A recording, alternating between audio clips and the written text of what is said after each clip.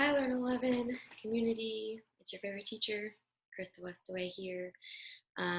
This is the Emotional Intelligence video lecture, the first of 3 parts. This video is going to focus on the slides, the lecture slides 1 through 9.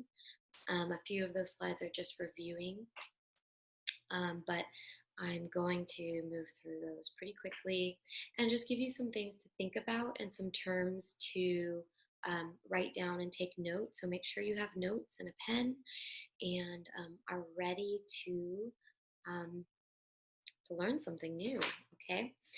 So I'm gonna open, if you need to open the slides, go ahead and pause the video now so that you can open the lecture slides and follow along with me. So before we begin, I just want to make a note about the reason why we go into emotional intelligence. Sometimes I feel like I need to defend or give a really good explanation of this lesson and the foundations of it. So for the rest of the semester, we're going to look at a lot of these concepts in different ways from different angles. And even when you're doing time management, even when you're taking notes, we are going to recall a lot of the lessons that we do early on here. And so it's super important and foundational. Another reason why focusing on emotional intelligence is important for me in Learn 11 is that when we talk about motivation, we'll get more into that when we talk about time management too. But that's a soft skill, okay? Motivation is really at the core of setting and achieving goals, at kind of continuing on at growing and becoming a master student. So without the soft skills, without the motivation, without the emotional intelligence or the ability to be resilient in challenge, it's really difficult to give you lessons on note-taking and time management, on how to focus in class without really looking at some of the stuff that's at work inside of you and inside of me and inside of all of us. Okay, so I hope that that's clear. So I mentioned soft skills. Learn 11 is a combination of focusing on hard skills and soft skills, and both are equally as important. You can kind of consider hard skills as taking action or something that we do outside of our heads. An example of that would be using calendars when we're managing our time, or taking tests the way that we take tests or plan or prepare for that. Note-taking. These are some of the hard skills that you can kind of assess on. You can someone can test you on those skills to see how they're working, if they're strengthening or not. Soft skills, though, are skills that are inside of us. They're really difficult to test or assess, because if I were to ask you if you're motivated, the test would be based on your response, and your response would have to be accurate in some way. And a lot of times our perspectives of ourselves and our motivation, or our lack of motivation, isn't as clear or as I guess as right as we would like it to be, or we think it is. So what we're going to do today is look at some examples of soft skills. Let me give you those, like communication and listening, maybe dealing with stress, the ways we deal with stress, okay? So today we're going to be talking about some of the soft skill aspects of Learn 11, and then as we go on in the semester, we're going to start diving into some of the hard skill stuff. But I want you to keep in mind that at work all the time are these soft skills, these feelings, the emotions, the I don't know, the ability to bounce back when we're disappointed. Okay, so let's begin. Let me just make sure. Yep. Okay. So if we go down here, here are the lesson objectives. Okay, the things that you will want to know or that you will want to take with you. Um, yes. Okay. And here's the review. Okay. Um, Last week we did talk about, we didn't go over the syllabus, I'm sorry, but we did talk about college culture and success, undergraduates and graduates, perspectives of success. And also, I asked you to write down some master student qualities and some master teacher qualities as well. And why did I do that? Well, and also, if you haven't done it yet, please pause the video and do that now so that we can kind of bring in a little bit of review and a lesson here. Okay. When we look at the expectations we have of teachers, um, I often see qualities like caring, communicates well, organized, prepared, um, flexible, um, accessible. You can reach your instructor. These are all really great things, and the list goes on and on and on with these qualities. And then with students, you saw in the master student introduction that there were a lot of qualities there. And a lot of them echo or are the same as the master teacher qualities, or we could exchange the qualities from teacher to student, from student to teacher. What this shows us is that this is our value set. These are the things that we value in learning and from learning, or in learning from somebody else. And these values are really important. They tell us a lot about what we expect out of our education, out of our teachers. And while these qualities and these expectations are wonderful as a starting point for looking at what we value in teachers and what we value in ourselves, how we want to hold ourselves as students or as teachers. If we look at the long list, we can start to feel a little overwhelmed because there's a lot there. Okay, there's a lot to live up to, both for teacher and student. And it's really important that we sort of we bring reality in as well. That on a very good day, we often can only live up to or exude a few of those qualities at once. Some of us more than others, and some of us less than others, and that's okay. But what we want to know is that when we have a long list of qualities for ourselves, that values that we want to live up to, it's really important to leave room and space and understanding that we're growing into something as well. And that there are going to be days where we are having a really difficult time at being any of those qualities. And if we try and shame ourselves or judge ourselves or criticize ourselves at that point, it only makes things worse, and we use a lot of energy in trying to autocorrect there. So in times like that, sometimes I take a nap. Or sometimes I just take a step back and take a couple of breaths. It's good to know my values. It's not always productive for those values to be, to force those values and make sure that I am living up to that constantly. It's a great structure or code to try and become if we are not there already. Okay, and then also what we see is that those qualities of teacher and student, they boil over into what kind of employee or employer we become. Um, Maybe even you can make a list for athletes and artists and musicians and you name it, a list for anybody. And what we'll see is that our list remains our list.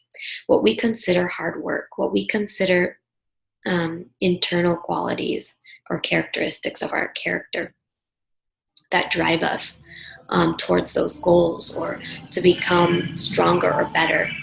Sorry, someone's driving around outside. I don't know if you can hear that. When those values, when we look at that list of values, it doesn't matter who we apply it to. The values stay the same, and that's how we know that we value it and that it's a value. Okay.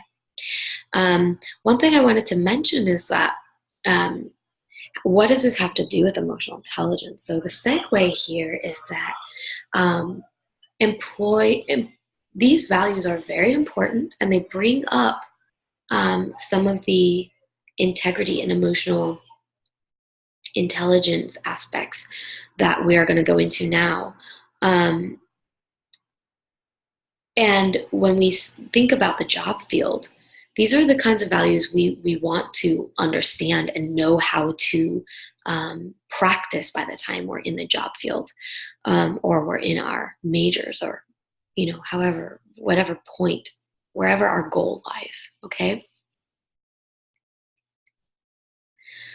So when we talk about successful student, let's look at some of the aspects that we're going to go over in Learn 11. And we're going to start with the first one today, the first and second one, actually.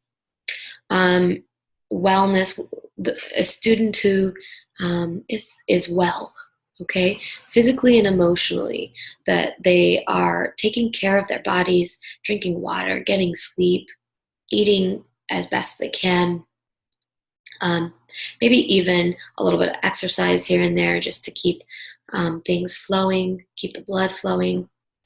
And also self-care speaks to things like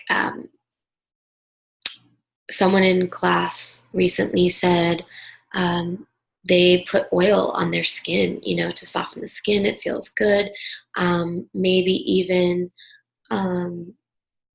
stretching at night, something that it takes care of our bodies and our minds at the same time, and our emotions, taking care of that. And making wise choices from a place of empowerment also aids in our physical and emotional wellness. For instance, saying no when we mean no, saying no to too many obligations, or saying yes when we need to say yes to something, like asking a question or joining a study group. Attitude and mindset is another aspect. Again, these are soft skills. So we're going to look at motivation and grit. Just a little bit. We talked a lot about that in the last lecture, but we will continue to talk about motivation into goal setting and also time management. Another aspect is communication and community. So your community may look different than my community, but as long as we have community, places where we can ask questions, where we can be ourselves, where we can ask for help. And college is a great place to learn how to be a part of, a community that's that we can learn to be a part of, that we can sort of create a sense of belonging in. And then also, a successful student knows how to communicate, so knows how to listen and also ask for what they need. And then also, a successful student has practiced the hard skills that we'll talk about in Learn 11 in the coming weeks. So now I'm going to ask you to pause the video and to watch the video of Daniel Goldman that is in week 3 on Canvas. That's where you're going to get the definition of emotional intelligence, and the definition has 4 different parts. 4 components. And each of those components, Daniel Goleman describes or defines for you. So here's a little challenge. Pause this video, go over to Daniel Goleman's video in Canvas, and see if you can't find all 4 components as he's speaking. He speaks pretty fast, so it is a challenge, but see if you can pick up all 4 and also their definitions, and then come back and we're going to talk about. I hope you pause the video. You will want to watch that video regardless, even if you went ahead and skipped it, because this information will show up on the test. So you do want to know what he's saying. There are other very important parts of that video that you'll want to take note of. It's a very short clip. I think it's a little over 5 minutes. Okay, so the 4 major components that Daniel Goleman talks about, they're self-awareness, which is knowing what our emotional state is in any given moment. And the more emotionally intelligent we get, the more our language builds to know how to describe certain feelings. Okay, so some of us may only be able to describe a handful of them, maybe 5. Okay, but then as we continue going on, we realize there could be 10 words for sadness, or there could be 8 words for stress. So which shade of emotion am I now? And that's later on down the road for many of us as we continue growing. But that's what he's talking about, being able to have an awareness of what emotional state I'm in now. Then he talks about self-management, and management is being able to manage those difficult emotions and being able to move through life and continue on through challenge, even when there are emotions at play inside of us. An example of that would be, motivation, not feeling anxious about starting a project, but starting it anyway because it's due. Let's see. Social awareness is another one, and this is what he calls empathy. And that means to be able to notice social cues in others, or to be able to feel the emotional state of an environment we're in. So we're sensing what's going on in others. Okay, and empathy also is a way of one recognizing emotions in another through body language, maybe through tone of voice.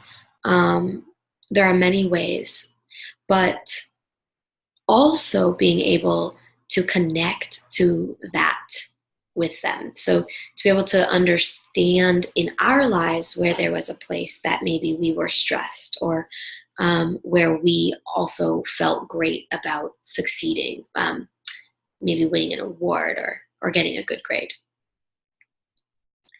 And then the last one is social skills. And social skills has to do with harnessing or using all of the other 3 in order to build healthy relationships with others. And inside this aspect, we see teamwork, we see helping others, leadership. Okay? Where else do I want to go? I think we're just about done here. So when we look at some of when we look at the 4 components that Daniel Goleman brings up in his clip that we watched, we can see how there are several actions and feelings that we can embody or bring into our lives that feel really great, like being mindful, knowing that we're taking care of what we need to take care of, or being mindful that possibly a classmate is feeling really stressed and may need help. Or we may feel really calm or grounded. We're learning to listen to one another. We don't judge each other. Instead, we listen fully and begin to understand or connect with others based on where they're coming from. All of these things are wonderful, and it comes down to being self-aware, um, and they really are part of being successful. So, um, one definition of success, or one way of looking at success, remember the graduate's version or definition of success, um, maybe doesn't focus on the outcome, although that is important, um, but looks at all of these range of new actions or new feelings and things that confidence, things that come about with being able to interact with our emotions, to identify them in others, and to be of some help to them. Um, that is a form of success in itself. So this is the end of the first video. I wanted to try and keep them a little bit short here. So when you're ready, you can click on video 2, and I will see you in a few minutes. Bye-bye.